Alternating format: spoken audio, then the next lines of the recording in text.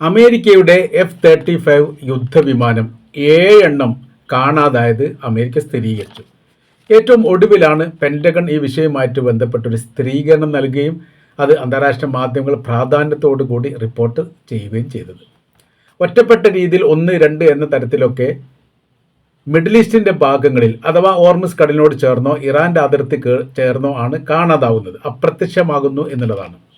എന്നാൽ ഒരിക്കൽ പോലും അത് അമേരിക്ക സ്ഥിരീകരിച്ചിട്ടില്ല. മറ്റു പത്രങ്ങളും മീഡിയകളൊക്കെ വളരെ പ്രാധാന്യത്തോടു കൂടി ഇങ്ങനെ ഒരു വിമാനം കാണാതായിരിക്കുന്നു, തകർന്നു വീണിട്ടുണ്ട് എന്ന സംശയം, വലിയ രീതിയിൽ പരിശോധനകൾ നടക്കുന്നു, പക്ഷേ കാണാൻ വേണ്ടി സാധിച്ചിട്ടില്ല എന്ന തരത്തിലൊക്കെ റിപ്പോർട്ടുകളൊക്കെ പറയുന്നുണ്ടെങ്കിൽ പോലും അമേരിക്ക ഇത് സ്ഥിരീകരിക്കുകയോ ഈ വിഷയവുമായിട്ട് ബന്ധപ്പെട്ട ഇതിൻ്റെ യാഥാർത്ഥ്യം പുറത്തുവിടുകയോ ചെയ്തിട്ടില്ല. ഏറ്റവും ഒടുവിൽ പെൻറ്റഗൺ പറയുന്നു F-35 യുദ്ധവിമാനം കാണാതായിട്ടുണ്ട് എന്നുള്ളതാണ്. അപ്പോൾ യുദ്ധവിമാനം കാണാതാകുന്ന സമയത്ത് അവിടെ മറ്റൊരു വിഷയം കൂടി വരുന്നുണ്ട്. ഓരോരോ വിമാനത്തിലും ഏറ്റവും ചുരുങ്ങിയത് ഒരു പൈലറ്റെങ്കിലും ഉണ്ടാവും. F-35 സാധാരണഗതിയിൽ ഒരു പൈലറ്റ് മാത്രമാണ് ഉണ്ടാവാറുള്ളത് എന്നുള്ളതാണ്. ടാർഗറ്റ് ട്രാക്കിങ്ങുമായിട്ട് ബന്ധപ്പെട്ട കാരണത്താൽ ഒന്ന് മാത്രമേ ഉള്ളൂ. അങ്ങനെയാണെങ്കിൽ 7 പൈലറ്റും നഷ്ടപ്പെട്ടിരിക്കുന്നു എന്ന തരത്തിലാണ്. അതിനെക്കുറിച്ച് അവർ പറയുന്ന കാര്യം ഇങ്ങനെയാണ്. മുൻപത്തെ F-35 നിന്ന് കുറച്ചും കൂടി സാങ്കേതിക സംവിധാനങ്ങളൊക്കെ മാറ്റത്തിരുത്തലുകൾക്ക് വിധേയമാക്കിയിട്ടാണ് പുതിയത് നിർമ്മിക്കപ്പെട്ടത്.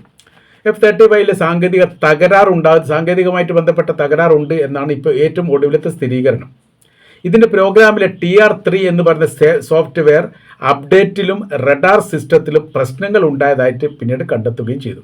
എന്നാൽ കണ്ടെത്തിയിട്ടുണ്ടെങ്കിൽ പിന്നെ അടുത്തത് ഒരയക്കാൻ വേണ്ടി പാടില്ല. ഒരു വിമാനം അങ്ങനെ നഷ്ടപ്പെട്ട് കഴിഞ്ഞാൽ, അല്ലെ 2 നഷ്ടപ്പെട്ട് കഴിഞ്ഞാൽ ഇതിൻ്റെ സാങ്കേതികപരമായിരിക്കുന്ന സംവിധാനങ്ങളും തകരാറുകളും കൃത്യമായ രീതിയിൽ മനസ്സിലാക്കിയിട്ട് അതിന് എന്ത് ചെയ്യണം, ആ വിഷയമായിട്ട് ബന്ധപ്പെട്ട പ്രശ്നത്തിന് പരിഹാരം ഉണ്ടാക്കിയതിന് ശേഷം മാത്രമേ അടുത്ത വിമാനം ഉയരാൻ വേണ്ടി പാടുള്ളൂ. പക്ഷേ കണ്ടിന്യൂ ആയിട്ട് തന്നെ ഒരു തുടർ അന്വേഷണത്തിൻ്റെ ഭാഗമായിട്ട് തന്നെ യുദ്ധവിമാനങ്ങൾ പറന്നുകൊണ്ടേയിരിക്കുന്നു. അത് ഓരോന്നോരോന്നായിട്ട് നഷ്ടപ്പെടുകയും ചെയ്യുന്നു. മിഡിൽ ഈസ്റ്റിൽ അടിയന്തര ലാൻഡിംഗ് ചെയ്തിട്ടുണ്ട് എന്നുള്ളതാണ് പലതരത്തിലും അമേരിക്ക മുന്നോട്ട് വെച്ചിരിക്കുന്ന അഭിപ്രായം. അടിയന്തരമായിരിക്കുന്ന ലാൻഡിംഗ് ചെയ്തിട്ടുണ്ട് എന്ന് അവർ പറയുന്നു. എന്നിട്ട് വിമാനം എവിടെ എന്ന ചോദ്യത്തിന് ഉത്തരവില്ല. ഇപ്പോഴും പലവിധ സംശയങ്ങളും ഈ വിഷയവുമായിട്ട് ബന്ധപ്പെട്ട് നിലനിൽക്കുകയാണ്. സോഫ്റ്റ്വെയർ, റഡാർ, മെയിൻ്റനൻസ് പ്രശ്നങ്ങളെല്ലാം ഈ പറയപ്പെട്ട F-35 പുതിയ തലമുറയിൽപ്പെട്ട യുദ്ധവിമാനം നേരിടുന്നുണ്ട് എന്നുള്ളതാണ് അമേരിക്കയുടെ ഈ വിഷയവുമായിട്ട് ബന്ധപ്പെട്ടുള്ള വിശദീകരണം. ഇപ്പോൾ മറ്റൊരു പ്രശ്നം ഇതിനോടനുബന്ധിച്ച് ഉയർന്നു വന്നത് F-35 യുദ്ധവിമാനത്തിൻ്റെ ഏകദേശം ഒരു 38-40 എണ്ണം 24 മുതൽ 48 വരെ എണ്ണം സൗദി അറേബ്യക്ക് നൽകാൻ വേണ്ടി കരാർ വ്യവസ്ഥ ഉണ്ടായി. 2024-25 കരാർ വ്യവസ്ഥ തുടങ്ങിയെങ്കിലും 26 അത് പൂർത്തിയായി. കൈമാറ്റം ചെയ്യേണ്ട സമയമാണ് ഇപ്പോൾ. പക്ഷേ കൈമാറ്റം നടന്നിട്ടില്ല. അത് 2 വിഷയങ്ങൾ അതുമായിട്ട് ബന്ധപ്പെട്ട് പറയുന്നത്. ഒന്ന്, സാങ്കേതികത കുറച്ച വിമാനം നൽകുക എന്നുള്ളതാണ് ഒടുവിലത്തെ തീരുമാനം. ആദ്യഘട്ടത്തിൽ എങ്ങനെയാണോ F-35 സാങ്കേതികവുമായിട്ട് ബന്ധപ്പെട്ട സംവിധാന കാര്യങ്ങളുള്ളത് ആ വിമാനം അപ്പാടെ നൽകണം എന്നുള്ളതായിരുന്നു. അവിടെയാണ് ഇസ്രായേൽ ഈ വിഷയവുമായിട്ട് ബന്ധപ്പെട്ടുകൊണ്ട് മേഖലയിൽ സൈനിക സാങ്കേതിക സംവിധാനങ്ങൾ നിലനിർത്താനും മിഡിൽ ഈസ്റ്റിൽ ഏറ്റവും വലിയ സൈനിക ശക്തി ഇസ്രായേൽ അല്ലാത്തൊരു രാജ്യമായിട്ട് മാറിയാൽ, പ്രത്യേകിച്ച് മുസ്ലിം രാജ്യമായിട്ട് മാറിയാൽ അത് തങ്ങൾക്ക് ഭാവിയിൽ ഭീഷണി ഉണ്ടാകും എന്ന് മാത്രമല്ല അത് അമേരിക്കക്കും ഭീഷണി ഉണ്ടാകുന്ന തരത്തിലേക്ക് പോകും എന്ന് അമേരിക്കയെ തെറ്റിദ്ധരിപ്പിച്ചു.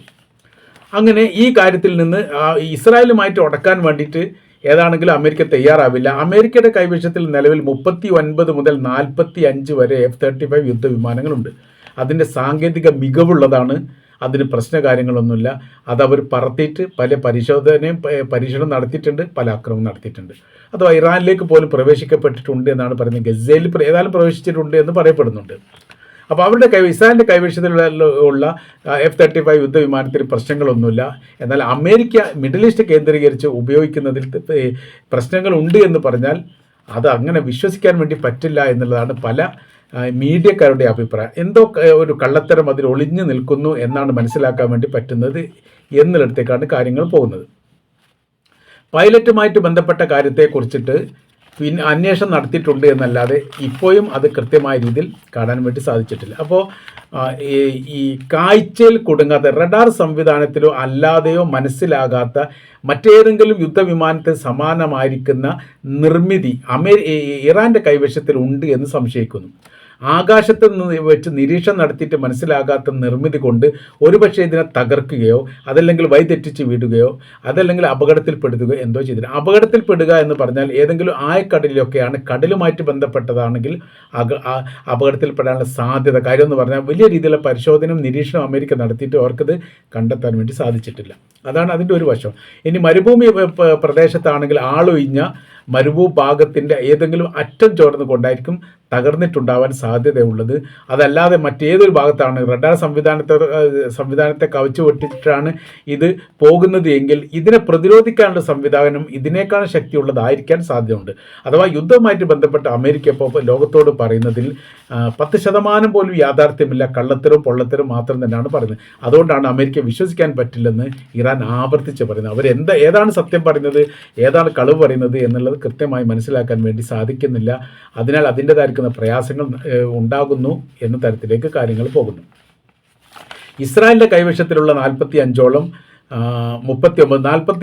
യുദ്ധവിമാനങ്ങൾ വലിയ രീതിയിലുള്ള ക്വാളിറ്റി ഉള്ളതാണ്. എന്നാൽ അത് അമേരിക്ക കൊടുക്കുകയും ചെയ്തതാണ്. അപ്പോൾ അത് സൗദി അറേബ്യയിലേക്ക് നൽകുന്ന സമയത്ത് അതുമായി ബന്ധപ്പെട്ട സാങ്കേതിക സംവിധാനത്തിനൊക്കെ സാങ്കേതികത കുറച്ച് നൽകുക എന്നുള്ളതും ഇസ്രായേലിന് കൊടുക്കുന്ന സമയത്ത് അത് മുഴുവൻ പൂർത്തീകരിച്ച് നൽകുക എന്നുള്ളതും ഇരട്ടത്താപ്പാണ്. കാര്യം എന്ന് പറഞ്ഞാൽ ഇസ്രായേലിന് നൽകുന്നത് സാമ്പത്തികമില്ലാതെയാണ്. ബജറ്റിൽ പ്രത്യേകമായിരിക്കുന്ന പണം പാസ്സാക്കിയെടുത്തുകൊണ്ട് ഇസ്രായേൽ എന്ന് പറയുന്ന രാജ്യത്തെ സംരക്ഷിക്കാൻ വേണ്ടി എല്ലാ വർഷവും കിണഞ്ഞ് ശ്രമിക്കാറുണ്ട് അമേരിക്കയുടെ എല്ലാ പ്രസിഡന്റുമാരും. അതിൻ്റെ ഭാഗമായിട്ട് സൗദി അറേബ്യ ആണെങ്കിൽ അത് പണം കൊടുത്ത് വാങ്ങിയാണ്. പണം കൊടുത്ത് വാങ്ങുന്ന സമയത്ത് അതിൻ്റെ സാങ്കേതിക സംവിധാനങ്ങൾ പൂർണ്ണമായിട്ട് വേണ്ടേ എന്ന ചോദ്യത്തിന് ഇപ്പോഴും യഥാർത്ഥത്തിൽ അമേരിക്ക ഉത്തരം പറയുന്നില്ല. ഇപ്പോഴത്തെ വിഷയം എന്ന് പറയുന്നത് അമേരിക്കൻ സൈനികരെ കാണാതായതും അമേരിക്കയുടെ കപ്പലുകൾ തകർക്കപ്പെട്ടതും അമേരിക്ക സംരക്ഷണം നൽകുമെന്ന് പറഞ്ഞ യൂറോപ്യൻ കപ്പലുകൾ ഹോർമുസ് കടലിടുക്ക് കടന്നതോടനുബന്ധിച്ച് കപ്പൽ കാണാതായ വിവരങ്ങളൊക്കെ ഇപ്പോൾ റിപ്പോർട്ട് ചെയ്യുന്നു. യുദ്ധവുമായിട്ട് ബന്ധപ്പെട്ട് വലിയ രീതിയിലുള്ള പ്രഖ്യാപനങ്ങളും ഭീഷണികളും പ്രശ്നങ്ങളും വിഷയങ്ങളൊക്കെ പറയുന്ന ട്രംപിനെ സംബന്ധിച്ചിടത്തോളം ഇപ്പോൾ ട്രംപ് സൈലൻ്റാണ്. ഇപ്പോൾ ഈ മേഖല കേന്ദ്രീകരിച്ചുകൊണ്ട് ചൈനയുടെ കപ്പലുകൾ എണ്ണ ശേഖരിച്ചുകൊണ്ട് രാജ്യത്തെത്തിയെന്ന് ചൈന സ്ഥിരീകരിച്ചിട്ടുണ്ട്. അത് അമേരിക്കൻ പ്രസിഡന്റ് ചൈനയിലുള്ള സമയത്തിനാണ് ഈ സംഭവം നടന്നത്. അത് ഇന്നലെയും നടന്ന സംഭവങ്ങളാണ് റിപ്പോർട്ടായിട്ട് പുറത്തു വരുന്നത്. അത് അവർ പറയുന്നത് ഹോർമുസ് കടലിൽ ഏകദേശം 20ഓളം കപ്പലുകൾ എന്നാണ്. അത് യുദ്ധം തുടങ്ങിയതിന് ശേഷം അല്ല ഇന്നലെ മാത്രം എന്നതിനെ പറ്റിയിട്ടുള്ള വിവരം കാണാൻ വേണ്ടി സാധിക്കുന്നില്ല. ഏതായിരുന്നാലും ഒന്നിൽ കൂടുതൽ കപ്പലുകൾ അവിടെ കിടക്കുന്നു. ഇറാനുമായിട്ട് ബന്ധപ്പെട്ട രീതിയിലായതുകൊണ്ട് ഹോർമുസ് കടക്കാൻ വേണ്ടി അവർക്ക് വിഷയമല്ല. അത് കഴിഞ്ഞാൽ പിന്നീട് അമേരിക്കയുടെ ഈ ഉപരോധവുമായിട്ട് ബന്ധപ്പെട്ട മേഖലയാണ്. ആ മേഖലയിലേക്ക് ഇപ്പോഴത്തെ നിലവിലെ സാഹചര്യത്തിൽ ചൈനയെ കഴിഞ്ഞാൽ അതിൻ്റെ ഭവിഷ്യത്തുകൾ ഭയാനകരമാകുമെന്ന് മനസ്സിലാക്കിയതിൻ്റെ അടിസ്ഥാനത്തിൽ അമേരിക്ക ആക്രമിച്ചിട്ടില്ല. അതുകൊണ്ട് തന്നെ ലക്ഷ്യം കാണാൻ വേണ്ടി സാധിച്ചു എന്നുള്ളതാണ്. ഇനി മറ്റൊരു രീതിയിൽ പറയുന്നത് അത് അമേരിക്കയുടെ സൈനികരും അവരുടെ കപ്പലുകളും നങ്കൂരമിട്ടിരിക്കുന്ന ഭാഗങ്ങളിലൂടെ അല്ലാതെയാണ് ചൈനീസ് കപ്പൽ പോയത് എന്നും പറയുന്നു. അഥവാ അമേരിക്കയുടെ ഇവിടുന്ന് ഇറാനിൽ നിന്ന് പാകിസ്ഥാൻ ആ വഴിയിലൂടെയാണ് പോയത് എന്ന് സംശയിക്കപ്പെടുന്നു എന്ന റിപ്പോർട്ടിൽ കാണുന്നു. ഏതായാലും ഇപ്പോഴത്തെ പ്രധാനമായിരിക്കുന്ന വിഷയം F-35 യുദ്ധവിമാനം നഷ്ടപ്പെട്ടിട്ടുണ്ട് എന്ന് അമേരിക്ക സമ്മതിച്ചു എന്നുള്ളതാണ്. അങ്ങനെ ആകുന്ന സമയത്ത് 7 വിമാനം പോയിട്ടുണ്ടെങ്കിൽ 7 സൈനികരും ഏറ്റവും ചുരുങ്ങിയത് പോയിട്ടുണ്ടാവും. ചിലതിലൊക്കെ കോ പൈലറ്റ് ഉണ്ടാവും എന്ന് പറയുന്നുണ്ട്. ആ കോ പൈലറ്റിനെ പറ്റി പറയുന്ന സമയത്ത് അതിൽ ഒരു സീറ്റ് മാത്രമേ ഉള്ളൂ എന്ന് പറയുന്നു. എന്നാൽ പുതിയതിൽ 2 ഉണ്ടാവാൻ സാധ്യതയുണ്ട് എന്ന് പറയുന്നു. 2 സാധ്യത ഉണ്ടെങ്കിൽ കോ പൈലറ്റ് ഉണ്ടാവും. കോ പൈലറ്റ് ഉണ്ടെങ്കിൽ അവരും നഷ്ടപ്പെട്ടിരിക്കാനാണ് സാധ്യത. ഇതിനെക്കുറിച്ച് കൃത്യമായിരിക്കുന്ന വിവരങ്ങളൊന്നും ഈ അമേരിക്ക പറയാത്തത് കൊണ്ട് ലോകത്തിന് മനസ്സിലാക്കാൻ വേണ്ടി സാധിക്കുന്നില്ല. ഏതായിരുന്നാലും ഇത്തരം 7 യുദ്ധവിമാനങ്ങൾ നഷ്ടപ്പെട്ടിട്ടുണ്ട് എന്നുള്ളത് അമേരിക്ക സ്ഥിരീകരിച്ചിരിക്കുന്നു. അതിൻ്റെ കാര്യകാരണത്തെക്കുറിച്ച് അവർ പഠിക്കുകയാണ്. അതേപോലെ തന്നെ ഈ പൈലറ്റുമാരുമായിട്ട് ബന്ധപ്പെട്ട കാര്യത്തെക്കുറിച്ച് പഠിക്കാനുണ്ട്. അത് കൃത്യമായി പഠിച്ച് മനസ്സിലാക്കിയതിന് ശേഷം അതിൻ്റെ വിവരങ്ങൾ നൽകും എന്നാണ് അമേരിക്കയുമായിട്ട് ബന്ധപ്പെട്ട കാര്യത്തെക്കുറിച്ച് അമേരിക്കയുടെ ഭാഗത്തുനിന്ന് വരുന്ന ഈ വിഷയവുമായിട്ട് ബന്ധപ്പെട്ട പ്രതികരണം. എന്നാൽ ഇറാൻ പറയുന്നത് അത് മുഴുവൻ തകർക്കപ്പെട്ടിട്ടുണ്ട്, അത് ഞങ്ങളാണ് എന്നുള്ളതാണ്.